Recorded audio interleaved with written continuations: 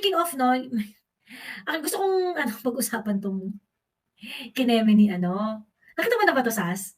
Yung bardagulan ni Gades at saka ni Prof. Malu, Ay, Tequia. hindi. Anong bardagulan nila? Oo. Kasi si Prof. Malu, Tequia, nag-post siya, sabi niya, nag-react siya dito sa Philippine Star na info card. DBM chief disputes budget mishandling claims of Sara. Budget Secretary Amina Pangandaman on Monday disputed Vice President Sara Duterte's claim that the 2024 General Appropriations Act was mishandled, saying adjustment in budget proposals depend on Congress. Ito yung video kanina na pinipli ko nung pumasok ka, yung type video ni Sara na may problema doon sa budget ng DepEd, may mga mali, tinry niyang itama, pero hindi siya nakareceive ng suporta. So that is one of the many reasons kaya raw siya nagbitaw as DepEd Secretary. So ngayon, nag-react itong si Budget Secretary Amina pagkatapos na kung saan nag-react naman tong si Prof. Malu, Tequia. So sabi niya, this is the first time I heard the DBM Secretary say in this reaction to a sitting Vice President, what's the point of having budget ceilings and DBCC for Congress to mangle the budget? Aren't principles in budget follow the following? Congress may not increase the appropriations recommended by the President for the operation of the government as specified in the budget. No provision or enactment shall be embraced in the General Appropriations Bill unless it relates specifically to some particular appropriations therein. And the President can veto certain provisions if DBM was on the ball, such as an program fund and deletion of counterpart funds on foreign funded projects, the insertion for the charter change fund in COMELEC, the new Ayuda, AKAP, and a lot more. These are not mere adjustments, Madam Secretary. Your fiduciary role as Secretary of Budget and Management was clearly transgressed and you allowed it. I am calling a spade, and I am a taxpayer. Ayan. Tapos si Gades, nag-react siya. So sabi ni Gades, with all due respect, ma'am, Malu Tequia, kindly refer to the actual and complete statement of Secretary Mina. She just responded to a question from media and explained what happened in a very factual and respectful manner. Ito raw yung complete na statement ni Sec Amina. We welcome any and all comments on the budget, especially from our highest officials. We note that comment of the Vice President pertained to the 2024 GAA, meaning the national budget approved and finalized by Congress and not to the National Expenditure Program or the President's budget that is prepared by the Department of Budget, together with the secretaries and officials of national government departments and agencies, and submitted to Congress. In the NEP, we provided the department... Wait lang, Joey, sandali lang. Gusto daw umakyat ni James Ayla. Pakibigyan na lang ng link. Ayan. Go akyat, James Ayla. Ayan ang link sa Ayan. Okay, in the NEP, we provided the Department of Education with a huge budget increase for fiscal year 2024 relative to its 2023 level to support the implementation of the Matatag curriculum. To recall, President Ferdinand R. Marcos Jr. and the DBM fully supported the significant boost in the DepEd's budget for this year to ensure the smooth and effective rollout of the Matatag curriculum introduced during VP Sara's time as Education Secretary. In the 2024 NEP, while there are minor changes in the personnel services, the DBM substantially adopted the calibrated budget proposal of DepEd to support the implementation of the said revised basic education curriculum. For PS, the DBM computed its recommendation per existing policy and adopted the proposed creation of 20,000 positions for public school teachers. Any deficiencies in PS may be sourced from the miscellaneous personal benefits fund. Meanwhile, capital outlay and maintenance and other operating expenses were adopted as proposed. Note that the 2024 NEP was made following the budget proposal of the VP as a DepEd Secretary, while the 2023 NEP partly considers the proposal of then DepEd Secretary Leonor Briones in view of budget preparation calendar. Of course, this may have been changed by Congress as reflected in GAA, but we need to respect the power of the legislative branch on any adjustment to the proposed budget in accordance with the usual budget processes. Looking forward, as the President said during his recent SONA, we are looking to the usual cooperation of our esteemed colleagues in the legislature, not only for the national budget to be approved in a timely manner, but it be adhered to as closely as possible. Ayan. Tapos,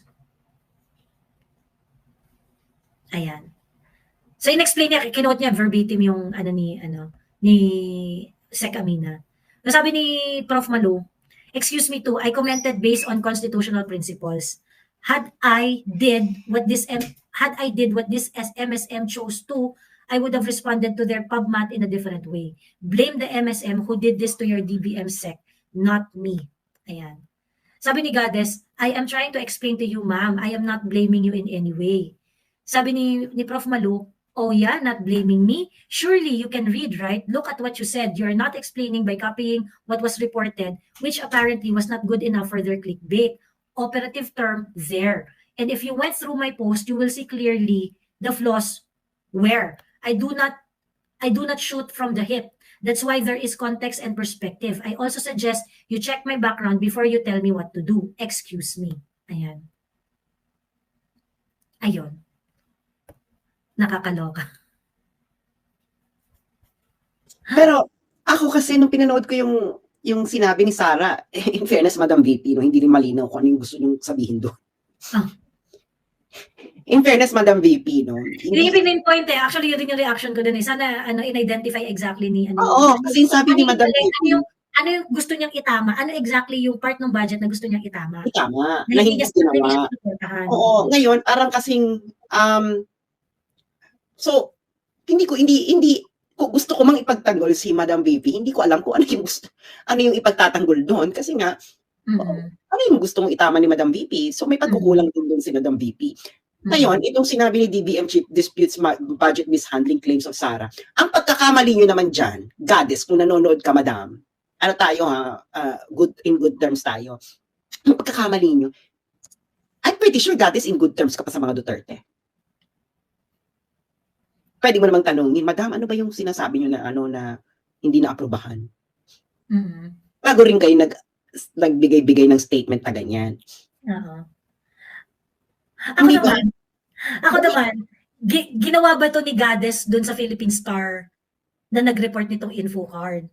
Diba? Parang gusto mo yung nag-consume ng information ni Philippine Star would take into consideration the whole statement of Sec Amina verbatim. Kino-correct mo siya, pero hindi mo kinorek yung mainstream media. Eh, di ba dati nagko-call out ka naman ng mga mainstream media kapag hindi accurate yung reporting nila? So, did you call out Philippine Star, Goddess? Yun yung problem. Bakit si Malu yung kinall out? Bakit si Malu yung kinall out mo? Oo, dapat si Philippine Star muna. Ay, nako, no? There's a huge, I don't know, there is a change. I don't know, maybe, naguguluhan ako sa mga pangyayari. O James Ayla, ba't ka nandito? Charot. Oh, well.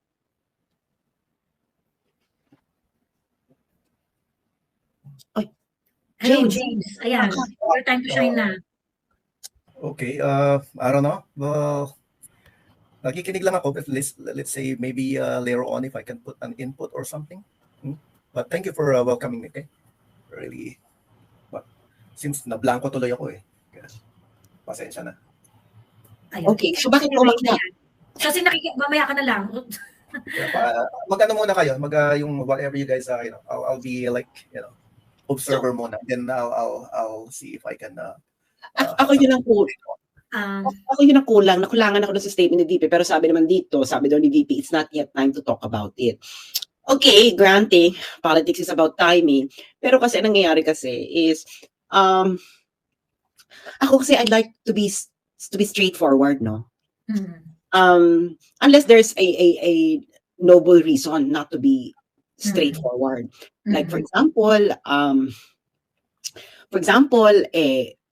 alam kong halimbawa yung kaibigan ko, yung jowa niya nagda-number 2, tapos nung time na makita ko yung friend ko namatayan ng tatay, I would be straightforward during that time. Diba? There's a noble reason not to break a bad news during a bad event. Pero ang ano ko is, I don't know, Madam VP, parang, I think, I don't know, you can just divulge it. Spill the tea na. Since na rin naman niya eh, di ba? Since naman niya eh. So kung parang, cliffhanger, di ba? Nasa cliffhanger tayo. Oo, totoo. Ano yung part ng budget ng DepEd na kinwestiyon niya at sinubukan niyang itama pero hindi siya naka-receive ng suporta? 'Di ba? Well, Inday, I think if it is a matter of public fund and and your former office, I think the people deserves to know naman yung mga nangyari diyan kasi 'Di ba? Parang feeling ko dapat yung mga gano'ng bagay. Kung hindi handang pag-usapan, 'di wag pag-usapan. Pero pag binanggit niyo na, itudo niyo na, sabihin niyo na sa amin yung detalye. Oo, kasi nga parang anong, parang ano, parang ganyan kasi 'di ba? Totoo ganyan din yung reaction ko. Yung parang, ano, sunod? O ngayon, ito may statement si Mina Pangandaman na according to Goddess, it's most probably misquoted. Pero hindi ko rin alam kung anong nire-replyan ni Pangandaman kasi hindi rin naman klaro kasi yung sinabi ni Madam Sabi, Vivi. oo. Actually, yung reaction nga ni yung reaction ni Prof. Malu, mas gets ko yun eh. Regardless kung merong reaction si Inday o wala. Kasi ang sinasabi doon ni Prof. Malu doon sa kanyang post na sa sobrang daming insertion nung dami-daming insertion nung 2024 budget, and the president can actually veto those provision that is not part of your preparation dun sa budget na yon. Like ayan yung sa AKAP, yung sa COMELEC, yung mga ganun, that's not part of your NEP. Pero hinayaan niyo na lang na bagu-baguhin at hinayaan niyo na lang na hinayaan na lang ng executive na sige tinanggap niyo na lang later on. And sa totoo lang, sans the statement of Inday Sara and the statement of of Secretary Amina, tama yung sinasabi ni Prof. Malu na talaga ba sa executive, pagka ganyan kadaming adjustment ang ginawa yung lang legislative, tatanggapin nyo lang? Ikaw, hindi mo yan finlag sa presidente mo? Nasa katero, I remember, billion yung pinag-uusapan dun sa COMELEC adjustments na yun eh. Pagkatapos yung sa AKAP na 56 billion yata yun? If I remember it correctly, yung ni-raise din ni Amy Marcos, kaya nag-away sila ni Sani Angara. Kasi nag-away ni Sani Angara. I mean, those are not, di ba, parang, hindi naman part ng NEP mo yun, part ba ng preparation nyo yun? Hindi mo finlag sa presidente yun?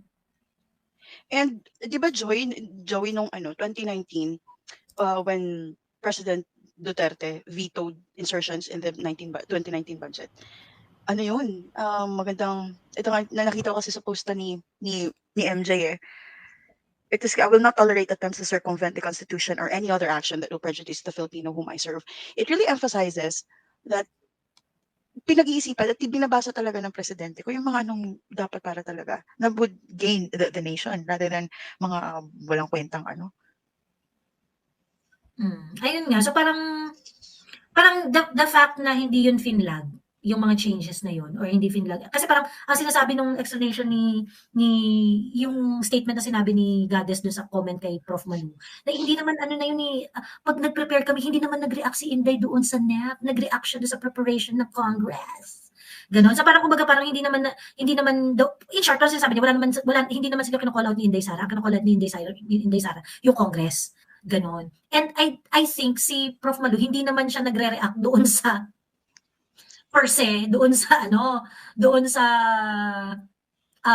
whatever it was na sinasabi ni Inday Sara. Kasi hindi naman talaga clear din yung sinabi ni Inday Sara na ni Sandling.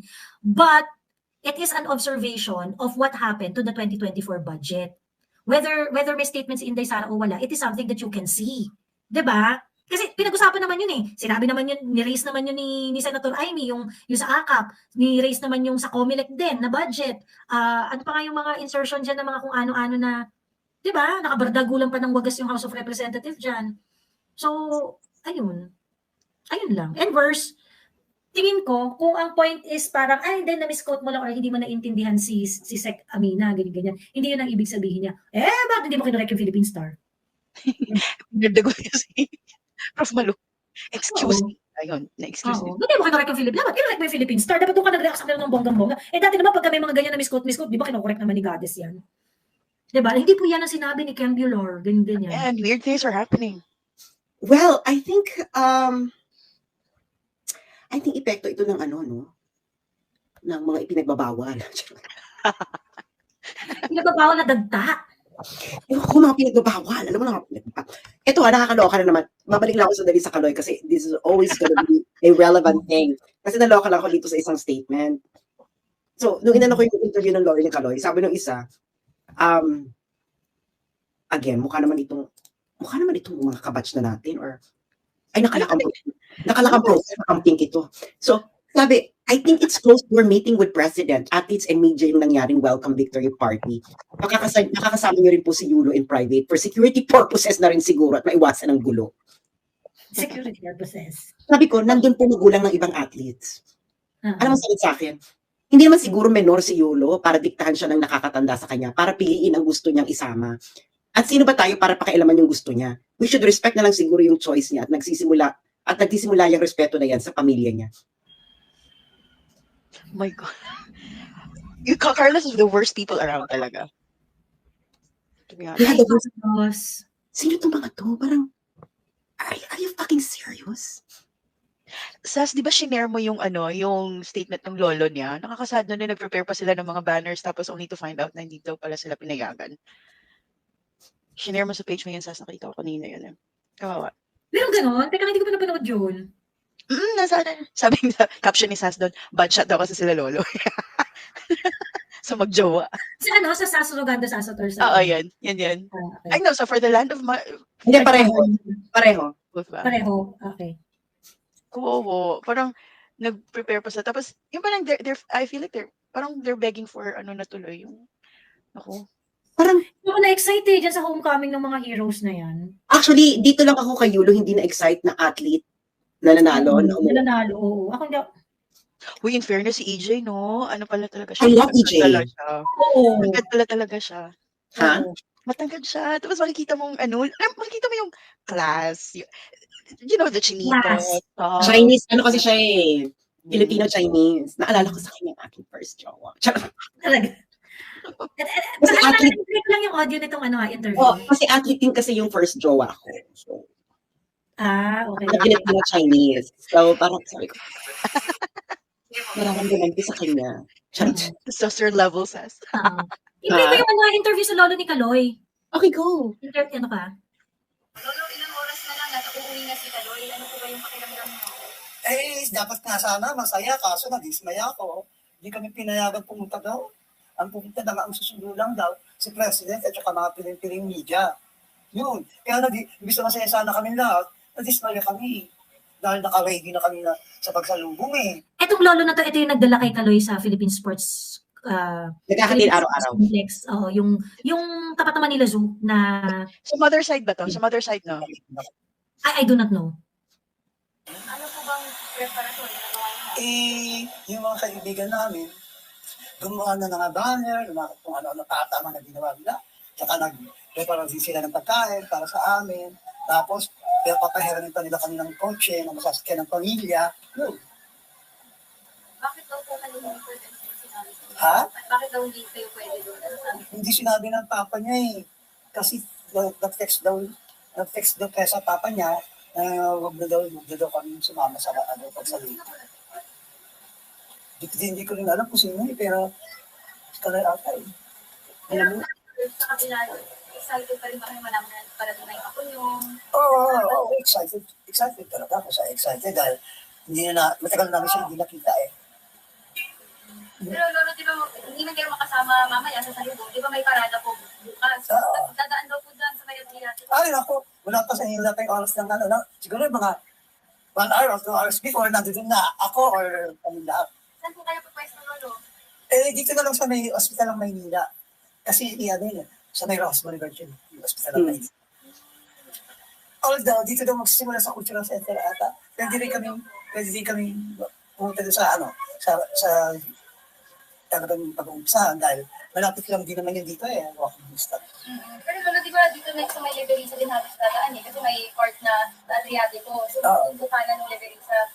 May balak ba kayo pumunta doon? Nabang doon? Oo, kung saan mas malapit, siguro doon na lang kami. Pero kung hindi naman mabilis yung motorcade, kami sumunod. Na hanggat di pa kayo tagod. Gaano ba ka-importante yung kanya na makita sa kahit susulipan nyo mula sa motorcade, Lolo?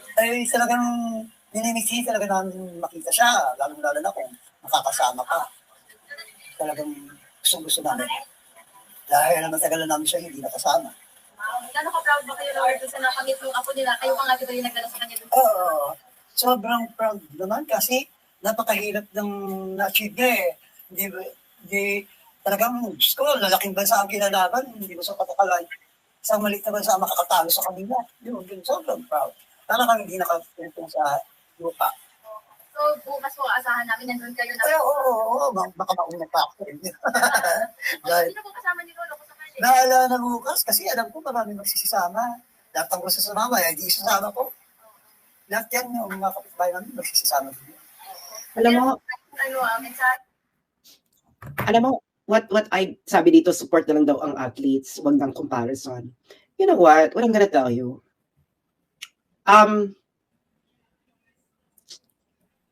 Unang-una, Hindi ba pinolitiko yan si Yulo? Yung mga politiko ba na lumapit diyan para makisakay doon sa kasikatan, something like that. oo, ang Hindi unang-una, yun yung wala pa tayo dun sa ganung ano. ako din sinasabi mong support our athletes.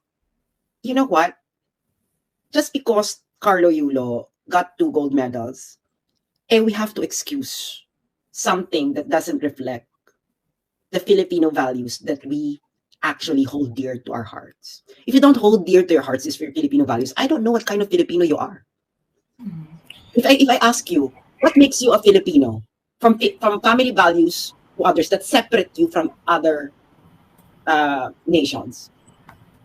Well, if I say so, siguro hindi nararamdaman ni Carlos Yulo yung suporta ng bansa niya. So, parang wala na siyang wala yung kasikatan na lang ni sinasakyan niya, something like that. Kumbaga sa wala na siyang, what do you call that? Patriotism. Ika nga, di ba? Hindi, I think Hindi yun eh. Well, actually, si Carlo Yu, talaga naman yung mga athletes natin, maliban sa basketball, wala talaga sila nakukuhang suporta. Because, yung hilig niya, talaga. Wait lang, James. Tapusin mo yung sinasabi ni Sas. Okay. yeah, because our government, siguro maliban sa basketball and boxing in a way, kasi nga, mukhang pera ang ating gobyerno, ang mga government officials. Most of the time, the sports that they support is yung pagkakaperahan. But in the case of Carlos Yulo, he was actually able to get funding. In fact, si Carlos Yulo, kasi nag-start na kasi tong nung panahon ni PRRD, nagkaroon na talaga ng massive funding sa mga athletes.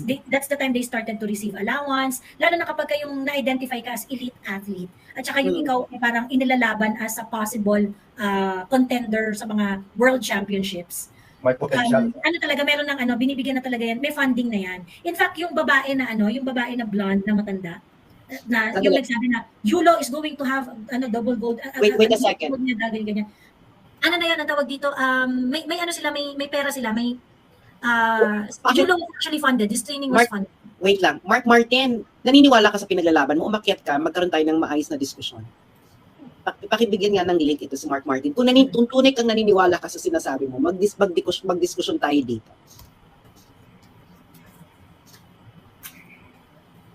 Ayan, Mark Martin akyat. Akyat ka. Sabi niya, he was taken advantage by his mom. No, he wasn't. Nakita mo ba yung buhay nila? Does it look like a family that has taken advantage the millions of the boy? They don't have a car. They don't have anything. Paano tinake advantage paano nag-take advantage? Sas, can I comment? Yeah, sure. I think ito yung mga yung example ng mga taong nagfo-fall dun sa mga propaganda dun sa Facebook. Ito kay Joey na yung mami ni Kaloy, there's a lot of parang mga nagsulputan pages, parang ina-amplify nila yung hate train towards dun sa nanay ni Kaloy with all fake posts, etc. And like halimbawa even dito sa household namin, yung cousin ko, paniwala, there are these people who can't determine what's a fake account, what's a fake post, whether it's coming from a legitimate account. So feeling ko itong mga ganitong comments are coming from those. Yun lang. So yeah, exactly. Sorry, just to add, yung 2 cents ko dito, I feel like even with just what we watch now, right? I feel like yung media dito meron din participation dun sa bread and circuses strategy. I don't know, medyo far-fetched tong theory ko. Pero feeling ko, these are all distraction. Yung like to create a huge drama out of a private family issue. So yeah. Alam mo, Mark Martin, wala ka sa hulog. Sabi niya, our values are no better than other countries. But that's not the point. Ang tinatanong ko sa'yo, do you actually know what Filipino values are? What is the value of a family? Sabi niya, what's wrong is wrong. Okay, wrong din yung ginawa ni... Ano yung wrong? Ano yung wrong? Sabi he was taken advantage. Ano yung, how? Nakita mo yung buhay ng pamilya? The family lives a poor life. The family, sabi nga ng tatay, kung nasa kanila daw yung pera, bakit hanggang ngayon daw nakatira pa sila sa looban? I don't know, Mark Martin, if you know what a looban is. May mga kaibigan ako sa looban. Looban is like, Water area. Yeah. it's like a depressed area. You know what I'm seeing at Carlos Yulo? He's not proud of his roots. He isn't. Sure says. He's not proud that he came from an impoverished life. Nakikita mo naman sa actuations niya eh. Di ba? Na parang, siguro itong yung jowa niyang nakatira sa Australia, na I'm pretty sure no, if you put side by side the family of the girl and the family of Carlos, you would see the class difference. So there's definitely a class angle in this issue. Yung sinasabi mo, Mark na taken advantage. How? Do you see it? Do you see it in the lifestyle of the family, that of the mom, na he was taken advantage? No, not at all. Feeling ko ito yung mga yung katulad ng sinasabi ko kanina. Kasi meron akong nakitang post. Alam mo yung mga random na lumalabas sa Facebook. Yung parang pinagtagpi-tagpi na video ng mommy niya na parang nag-out of OOTD, tapos going to several events. I think yung mga ganyang comments are coming from that. Kasi nga, they don't understand the technology. Yun lang. Paano he was taking advantage? The family was there when Carlo was still starting. Yung jowa, alam mo pa kung paano niya naging jowa yan, Mark? Naging piniem niya, hi po, I'm a fan. Nakilala niya nung sikat na si Carlos. Hindi ba World champion na si Carlos, no? World champion na. Nung hindi ba sa tingin mo, kung si Carlos ay hindi world gymnast champion at sikat, sa tingin mo itong si Chloe, pipiliin pa rin niya yan? Pupuntahan pa rin niya, lalandiin pa rin niya. Huwag na kayong ipokrito. Totoo. Sikat na si Carlos nung ginawa ni Chloe. And for a social media content creator like Chloe, big fish na si Carlos noon. Yes, exactly. Yes. Exactly. And the family was there, no? Meron nga isa nag-post, no, kamag-anak nila Carlos Yulo, hindi na raw talaga sasama yung nanay doon. Para wala nang gulo. Ang pinapapunta na lang daw is yung ibang pamilya, tapos yun kinancel pa rin. Hindi ba? So, una, kaya nga sila nag-prepare kasi nga alam nila pupunta sila, tapos sinabi wag nang pumunta. Hindi ba kabastusan yan? Masakit, no? Masakit marinig na parang nagbe-beg pa sila. And even in despite of what mess that the family have gone through, kung ano mga sinasabi against them, proud pa rin yung lolo, yung parang excited pa rin sila na Ako feeling ko dun si Carlos Yulo, parang nahihiya siya siguro dun sa, alam mo yun, kasi di ba yung mga bata pa kasi ito si Carlos So si Carlos siguro parang naano niya na, ayoko makita yung lolo ko or yung parents ko ganito. Alam mo yan, yung, I'm pretty sure yung mga middle age na nandito sa live, sometimes, experience natin yan. Na-experience natin yan yung parang kinahihiya natin yung parents natin kasi jologs, yung mga ganun. Experience yan. May ganyan. Ako minsan, ako nung medyo, siguro mga college ako, yung parang, jologs naman ng... Ako high school. Tatay ko din. Meron akong ganung, well, hindi ako umabot dun sa overt act na I do not want them around. Pero, sa loob-loob ko, meron akong ganung feeling. So, kaya naisip ko, si Carlos, malamang, pinagdadaanan din niya yung ganung baka sa kaso ni Carlos nagkaroon siya ng pagkakataon na maging overt yung ganung klaseng pakiramdam. Ngayon, ang problem is I think ang problema is hindi yung bakit naman Joey nung panahon nung panahon na nag-courtesy call sila kay Duterte, hindi naman niya kinahiya. Yun lang, no? Sabi pa nga niya na na-miss nga daw niya yung luto ng nanay niya. I think that was during one of the interviews during the World Champions. Meron silang picture with Duterte, nag-courtesy call sila kay Duterte, si Carlos. Kasama yung family. No? Kasama yung family. Nandun nga Tapos, nagbago siya talaga. Hindi, ano ko kasi dito, no? Sabi ni Sherry Amadeo, bakla tumili ka na move on. Ba't ka na nun? Ikaw mag-move on. Umalis ka dito. Scroll up, bakla, para hindi ka... Umalis ka dito. Bakit ba i-live namin to? Gumawa ka ng sarili mong live, pag-usapan mo yung gusto ni Chloe ng na mayaman na Jews. So kita yung lang dito, it is so sad to see a national hero without the family that actually raised him to be a champion. And ang ano pa kasi dito, no, yung class angle. This is a poor family. You know? A poor family that have to actually shell out money in order to fulfill the dream of their kid. It's a huge difference between a rich athlete and an athlete that came from an impoverished family. Dahil kung gusto nyo ng take advantage, alam mo, ang mga magulang sa mga poor family, they will not encourage their children to become athletes. They will tell them, magtrabaho ka dyan ng pagkakakitaan ka. Exactly. Stable. Na may stable, na may sure. This is like, a huge part of this is luck. Itong nangyari kay Carlos, hindi ito sure ball income. Parang hindi nila alam yung mga nanggaling sa ganyang socio-economic class, no? You know, I have a lot of friends na nasa ganyang socio-economic situation. Hindi nila i-encourage yung mga anak nila mag-athlete kung gusto lang talaga nila ng pagkakaperahan yung anak nila. Ang gagawin nila, magtrabaho ka na, ganitong gawin mo, ganito, ganyan. Pero dito, talagang sinuportahan nila yung pangarap ng anak nila. This is uncommon for that kind of family in that socio-economic class. Tapos gymnastics. Bakit wala para sa gymnastics?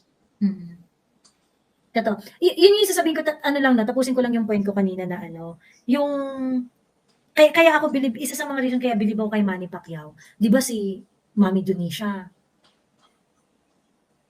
Di ba parang, hindi naman tawag dito, kumbaga si Mami Donisha, nung wala naman siyang pera nung una, so because of Manny Pacquiao, nagkaroon siya ng maraming pera, kung ang dami-dami niyang mga, alam mo yun, yung pinagtatawanan siya ng ibang mga tao, yung dinadaot-daot, kasi jologs, ineme-ineme, pero kahit kailan, hindi kinahiya ni Manny Pacquiao yung nanay niya. Never. True yan, Joey. Diba? Ilang beses niyang binabalik-balikan yung times na wala silang makain. Ganun. At ang inaalala ni Manny Pacquiao parate is yung sacrifices ng nanay niya para sa kanya.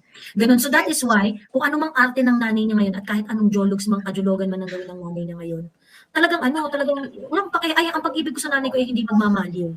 Diba? I hope Manny Pacquiao, Carlos Yulo would understand at least yung ganong level ng pag-unawa sa magulang. Diba? Ang nanay mo, Carlos, hindi perfect. Hindi perfect ang magulang mo, but they are your parents and they thought of what would be the best path for you and they readied it for you in one way or another. Remember that. Ang hindi ko maintindihan. Si Carlo Natulo, go. Miss Joey, not only si Manny Pacquiao, I mean, LeBron James, yung nanay niya, crackhead talaga. But hindi niya kinahiya na ganun yung nanay niya. And then, nung dumami na yung pera niya, binigyan pa niya ng business yung nanay niya to like, alisin siya doon sa image na nagka-crack cocaine yung nanay niya. Michael Jordan, nung inaano yung sapatos niya na, okay, meron kami meeting, sabi niya, saan ko yung nanay ko? Kasi siya yung decision para sa akin. Yes. So, bakit, hindi ba mas magandang story yun na you pick up your parents from kung nasan sila, ngayong meron ka na? Diba? Yes. Tapos ang ano pa nun is, yun yung kultura natin. Like, we need to take care of parents na nag-ano sa atin. Kaya na-trigger ako kanina doon sa sinabi ni Mark na, what culture? Ako lumaki ako doon sa lolo ko. I mean, my mom is like working. Lolo ko tsaka lola ko. Nung nagsasalita yung lolo ni Carlos, I was like, ang sakit kasi, narinig mo yung pain doon sa sinasabi niya na kasi nung nagtatrabaho na ako, yung lolo ko medyo matanda na, may sakit na. Bibigyan mo lang ng ito yung pang ano mo, the week. Masaya na sila. Yeah. Correct, oo. Yeah. Totoo yan talaga. Hindi yung perang binigay mo yung thought na parang binibigay mo sa kanila because yung naisip mo sila. Yeah. Yun yung saya nila kasi wala na sila papatunay, retire na yung lolo ko na nagtatrabaho ko. So nung kahit 5,000 lang bigay mo, like, pang ano mo lang, pang this week mo lang, kung anong gusto mong gawin, pabili mo lang pagkain. Gusto mo. Kasi hindi nga nila ginagastos yan Most of the time, di ba, Carlo, hindi nila ginagastos yan. ang masakit pa doon, yung binigay mo sa kanila, ibibigay nila doon sa mga kapatid nila or pinsan na hindi kailangan. Or mga mga apo din nilang iba, yung mga pinsan mo. Yeah, dyan ako nagagalit Dyan ako nagagalit sa mudra ko. Sabi ko, ito pambili mo to ng bra, ng ganito, ng ganyan. Tapos masyado ko, pinigay ko kasi ganito, kasi ganyan. Hindi mo magtatagal sa kamay nila yon kasi the moment na binigay mo sa kanila, wala silang ibang iisipan kung hindi, yung walang pambili yung kapatid ko na may matanda na rin, na may yung pamangkin ko kailangan. Ganun yung Filipino culture, and then yung sinasabi ng what Filipino culture. Kaya nga yung mga Filipino, maraming nurse, maraming caregiver, is because ganun yung kinalakihan natin. Yeah, exactly. Yung mga yung mga lolo natin, yung nanay natin, yung mga magulang natin, we take care of them kasi gano'n yung kinalakihan natin. And then nag-translate yun. Kaya everywhere, maraming nurses, maraming caregiver. My mom is a caregiver. And then, ganun yung culture na maganda for the Filipinos. Filipino culture really knows how to care. Yeah. You know, yung ano talaga like for example, when you pag nagbubuhat, alam mo, marami kang binubuhat na mabigat. It's so common in Philippine society that someone who will go to you and help you na parang, kailangan mo ng tulong or di ba? Alam mo, I have been in different cultures. It's only in the Philippines that I experienced that. Alam mo, yung nakikita. Kahit wala na sila, tutulong pa. Oo, tapos magsasama-sama pa. Oy, tulungan natin si ate. May ganyan pa. Tapos yung, they will not expect, yung tapos magbibiro, pasok drinks naman. Parang, you know, yung paglalambing ba, ang pinag-uusapan nga namin na, ang mga Pilipino kasi may lambing. Yeah. Iba't ibang klase ng lambing. Iba't ibang klase ng love language. Pero the bottom line is lambing. Like, we are the only ones na 40-year-old, nakatira pa rin sa bahay ng nanay, may asawa at mga anak na, kahit na dysfunctional sa totoo lang. It may sound funny na dysfunctional yung minsan, di ba, ang dami nyo, mga kapatid nyo, pero wala, gustong-gusto ng parents na andun kayo lahat, kahit na magulo kayo. And we are the only ones that value that. Now, I mean, kahit na magkagulo, makano pa rin. Sa kanila, kung nanay mo, like matanda na, they can always send you to, Is that not an Asian thing? It could be an Asian thing. It's some, yes. Well, ang sa ibang Asian kasi hindi pa tayo dumadating sa level ng economic development kasi na the parents can actually enjoy their life because they have a huge retirement benefit from the government So kasama rin pa rin siya, naka-angkla pa rin siya sa economic development kasi in other countries na may tumataas yung economic development even in their Asian countries. Umaalis na yung mga anak, bumubukod na, even in China. Pero, alam mo yung, they still, parang natouch nga ako kay Martin Andanar Kasi, Martin, sorry, kukwento ko to Di ba, sa CGTN nag-work si Martin Andanar, news anchor. Tapos gusto niya na umuwi. Uuwi na siya, parang after ng contract niya. Tapos, i-renew na lang if ever the future. Tapos, bakit? Parang, kasi na-indoctrinate ako dito sa China. Sabi ko, akala ko anong indoctrination? Sabi ko, indoctrination. Kasi nagbabasa ako parati ng nung Analects ni Confucius. Ako dun sa yung sa filial, gusto kong gusto ko take care of my mom, ganyan, na ganun. Sabi ko, ganun. Kasi nga, may mga ka-work siya na they would take a leave, go home and take care of their parents. Can you imagine? These are already Ivy League graduates. And they can do anything they want kasi they have a lot of money. But they still do that, even though that their parents are already rich or whatever. Ang kasi, yung sinasabi niyang wrong is wrong. But there is such a thing as human kindness. Yung kasi ng wrong is wrong. Looking at things on a surface level, yung parang, napaka-transactional nung wrong ninyo. Okay? Yeah. Napaka-transactional nung wrong ninyo. Like, for example, you did something bad to me, then you're a bad person. Ganon. That's not how you deal with life. Hindi yun ganon. Kaya it shows your, how would I say it? Yung, kumbaga parang, yung akala mo kasi, meron ka ng hawak, pero wala pa pala na, kunwari may ginawa sa'yo na hindi maganda, akala mo, that's the end of it. Hindi yun yung end nun. Hindi transactional yung wrong is wrong, tapos isa sa alak, yan ang magiging pundasyon ng lahat ng desisyon mo moving forward. Yung mga ganyang klaseng statement, yung mga ganyang klaseng mga parang postura sa mga bagay-bagay, you are going to miss out on other things kasi nung nagdesisyon ka, isang transaction lang naman yun Hindi mo tinigil into consideration yung ibang aspeto na maaaring maka-apekto sa mga susunod na chapter ng buhay mo. And that's very, very dangerous. Diba? Hindi ka na mag-grow kasi kinat mo na dun Oo, hindi ka na mag-grow kasi kinat mo na dun Oo, kasi all the more sa family mo. Like, all the more sa family mo.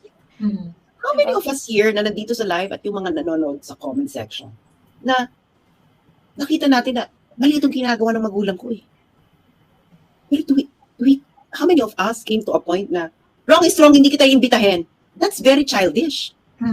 Never nangyari sa akin. Ang curious ako, at one point in his life did he start to question yung kung paano gumagastos yung nanay niya? Kasi di ba normally if you came from a poor family, tapos sinaportahan ka ng parents mo, like halimbawa, classic example, Pia Wurtzbach, yung success story niya, di ba parang binibida niya na, I'm doing, yung classic typical Filipino success story na I'm doing this all for my family. So I'm curious at what point in his professional life na he started to question yung Paano ginagastos?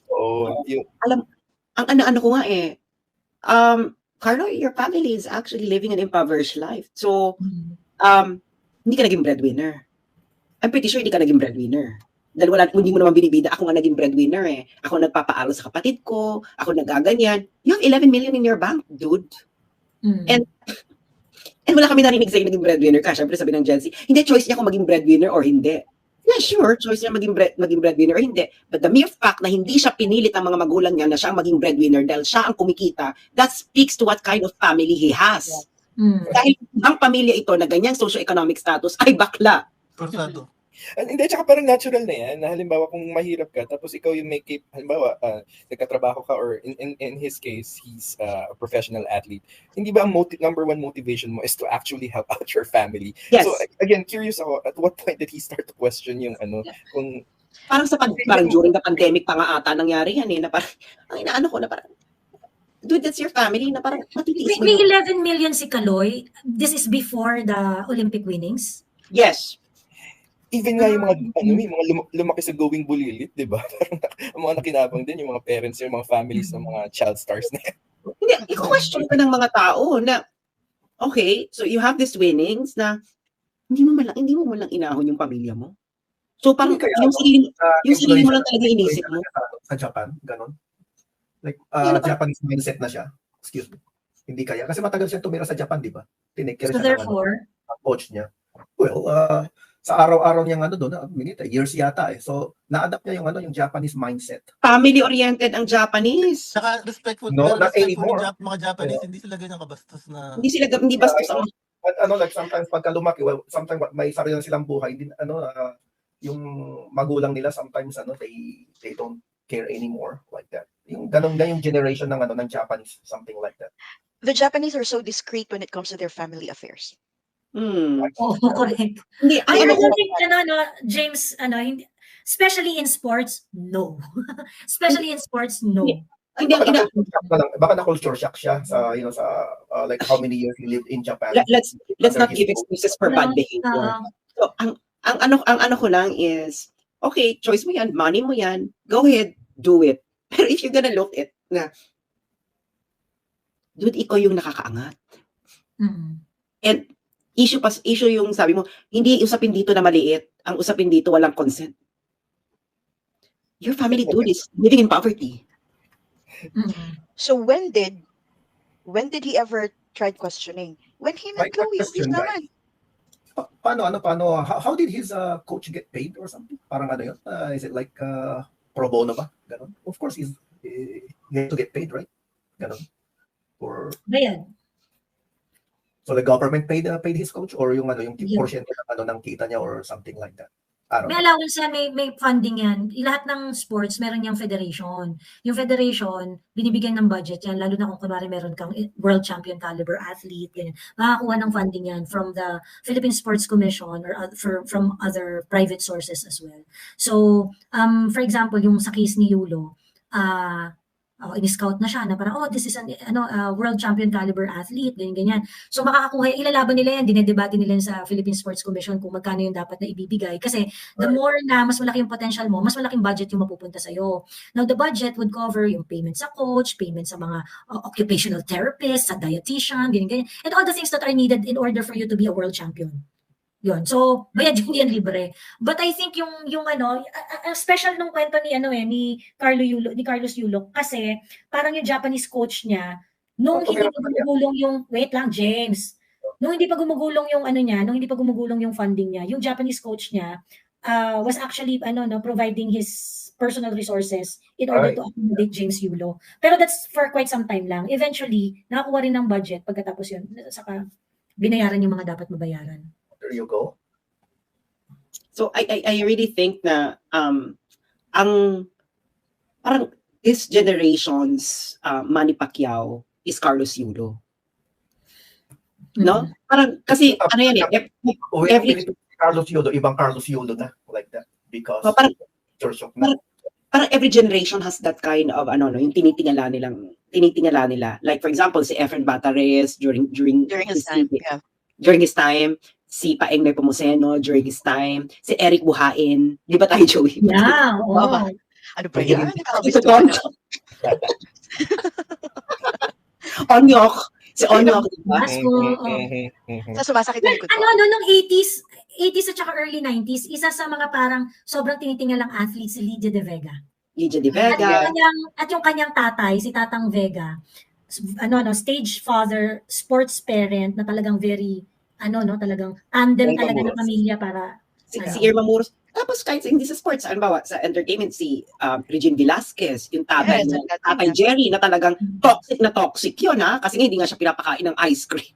Di ba yung Oakridge? Hindi siya pinapakain ng ice cream. Tapos nag-training siya sa gitna ng yung nakaganyan siya sa may... Sa drum. Hindi sa drum, sa dagat ata. Or sa dagat. Do you guys think nagsimula ito nung nagsulputan din yung yung mga contents na top 10 toxic Filipino cultures, mga ganyan, di ba?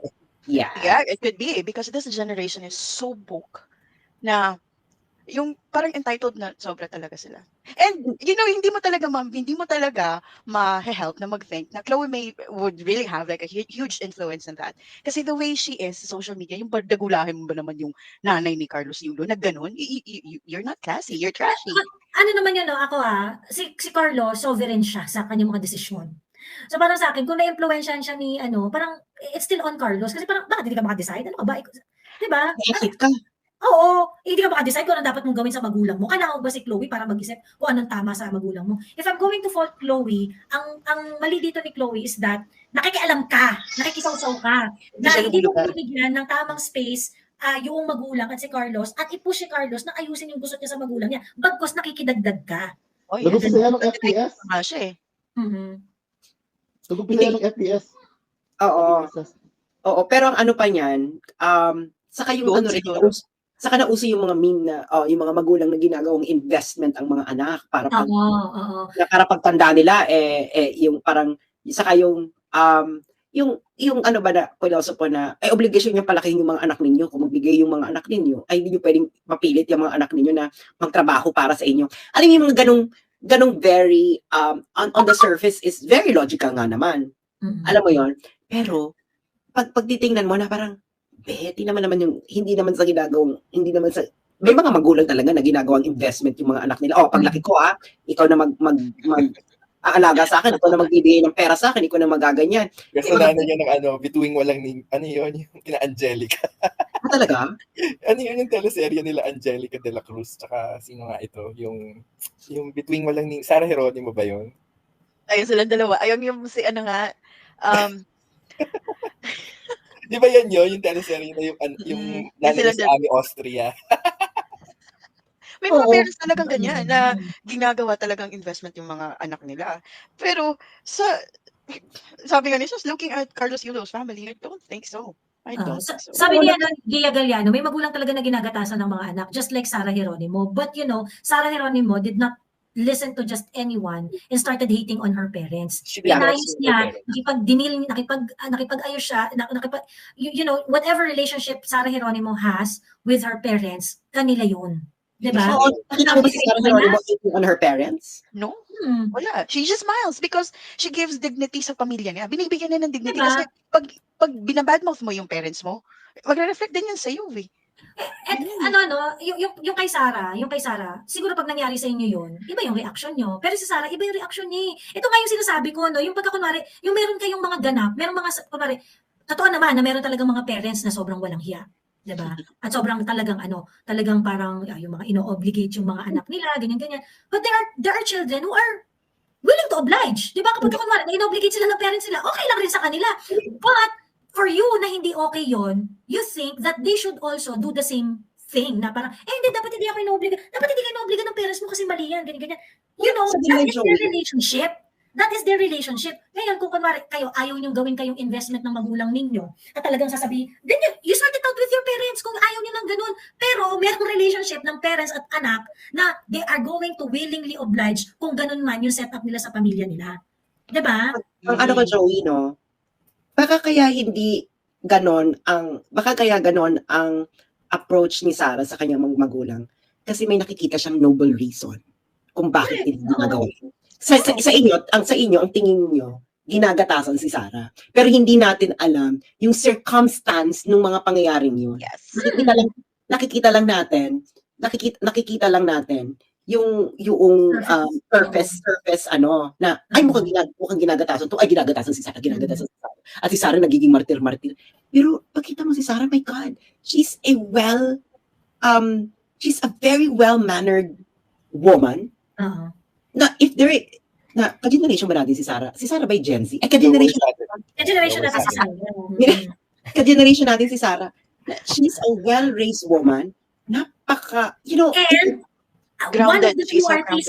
one of the few artista na hindi kailangang maglabas-labas ng skin in order to be popular and Yes. Hindi yung pa-sexy, talaga sumikat siya because of her talent, di ba? Yeah. Yun yung na-highlight sa kanya. That has been her career, her talent. Kasi she's so beautiful. Yeah, she's so beautiful inside and out. And she grew up in that family. And Do hindi you really nakialam think yung asawa her niya. family is a bad family? She would grow up that way? Hindi rin nakialam yung asawa niya. Kahit na may problema yung hindi siya nag-public na, okay, awayin ko yung pamilya ng asawa. May disagreement, may disagreement. Clear naman na merong disagreement. Kahit naman yata si rin parang may disagreement. Pero they understood that they cannot do a head-on collision with the parents. Yun yung nila, yun yung naging diskarte ni Mateo at saka ni Sarah. Meron silang gawin, although meron silang gustong gawin, yung nagpakasal nga sila, ganyan. Pero hindi na yun para i-head-on collision nila yung parents. Hindi na rin yun para i-publicize yung kanilang disagreement o para bulat-latin pa yung pag-aaway nila or para pahiyain pa ni Sarah yung parents niya. Kasi nga, marahil, meron nga mga detalye ng buhay nila kung saan nakikita ni Sarah na kahit ganun yung parents niya, nakita niya na merong pinaglaban na matino para sila ay maging ganyan ang kalagayan sa mga buhay. Diba? And yung mga bagay na yun, wala tayong alam doon. You have to accept that fact. Ngayon, ang problema kasi, when you enumerate, these are the 10 toxic Filipino families trait, ganyan. Is that your family? Is that your family that's being talked about in that countdown? Na, ginagawang investment ang mga anak, yung parang hinuhututan ng mga anak. Ganun ba ang sitwasyon ng pamilya mo para mag-react? Ngayon, the problem with the Gen Zs are this. When you see something like that, hindi nyo ina-examine kung yun ba ang relationship nyo sa magulang ninyo. Like for example, yung tawag dito, ano ba naman to, yung hinuhututan ng magulang yung anak, pinagtatrabaho ng magulang yung anak nila, ganyan. So masama ang loob mo kasi you felt that is toxic. You don't see anything good that your parents did to you or to your siblings? None at all? Ang problem kasi, yung mga Gen Z, dahil narinig nila yung opinion na to, na opinion naman ng iba, na sinabi nila based dun sa takbo ng pamilya nila, you assume that it is applicable to you and your relationship with your parents. And you forget all the things that you shared within the same space and time. Kaya nga pamilya mo yan, kayo lang yung meron yan. Huwag mong ipasok yung mga standards na naririnig mo sa labas at i-apply doon sa relasyon ninyo dahil kayong dalawa lang ng magulang niyo yung nagbuo ng relasyon na yan. True. Oo. Yung dynamics niyo. Oo, kasi parang naisip ko na, nung nakita ko walang na, natiis niya yung pamilya niya, kahit mga kapatid niya, or lolo niya na hindi niya kasama. Ganun yung galit mo. Parang, yung nawala sa'yo, barya, compared sa pera mo ngayon, na parang, Tsaka, really? Natural na he would also cut ties even sa mga kapatid niya na maliliit pa. Actually, sabi nga nung maganda yung sinabi nung kapatid niyang lalaki eh. Yung sabi ng kapatid niya na lalaki na, kasi naman kuya, para kaming nanlilimos ng 5. Mm-hmm. Attention. Kami pa yung kailangan kumuha ng attention mo, ganyan, ganito. Masakit, no? So may pinag-uhugutan. Ilang taon yan, yung kapatid niya? Teenager pa. 15 years old pa na. Oo, diba? Pero the wisdom, no? Yung coming from that, kid. Oo. Yeah. So ang mo, na parang, ko na, athletes din naman yung kapatid mo. Why don't you share that alam mo yun, parang why don't you share that limelight with your siblings na pare-pareho naman kayong mga athletes, or yung lolo mo man lang, yung lolo mo mamamatay na yan, and this your grandparents will never experience this again. Actually, none of your family might experience this in their lifetime again. And then parang inaano ko na kanino mo dinededicate yung pagkapanalo mo? Sa pekpek ni Chloe? Diba, parang, Diba? Kaya so I think Carlos will will get through. But until then, I cannot really respect a champion who cannot share victory with his own family. So, but sorry Carlos, no. Ako talaga mapagmahal ako sa mga athletes eh. Pero I cannot respect a champion who cannot share the victory with his own family. Yung lolo mo tanda-tanda na, pagkatapos aabangan ka sa bandang Leverisa. Sana daw malapit. Hoping na mapansin mo. Parang, anong kaputahan yan, Carlos? Diba? And it was your lolo who brought you to the Philippine Sports, yung sa may, yung malapit sa Manila Zoo, Philippine Sports Complex ba yun? Philippine Sports Complex? Oo. Diba? Siya yung lolo mo yung nag-bridge sa'yo from gymnastics as a play and as a career. And yung lolo mo, tatayo doon sa Leverisa, aabangan na, sana makita ka, malapit ka kasi doon. Ito yung opportunity. But why would you allow an old man to beg for your attention?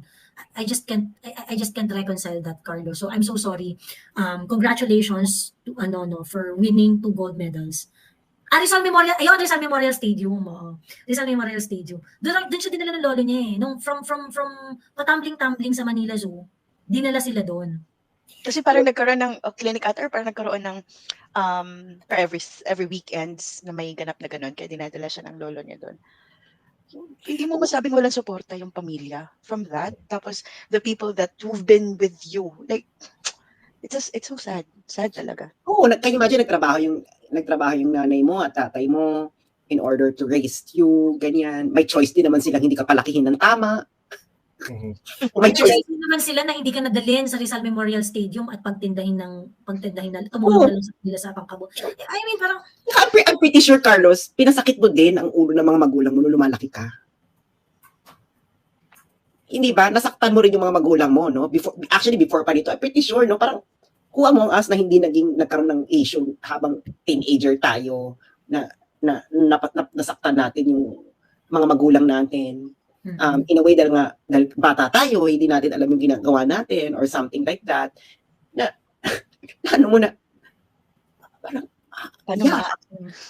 Kaninong idea nga, sorry, I was not yung ginawa kanina. So, kaninong idea nga daw na hindi the family is not involved dun sa Parang si Carlos daw, sabi ng lolo. Oh, talaga? Ang sabang optics. Kaya nga, I think yung at that point, no, kasi nagsalita na yung lolo ni Carlos. Kung ako si Carlos, itong gagawin ko. I will visit my folks. Visit your folks. Dito ka na sa Pilipinas, di ba?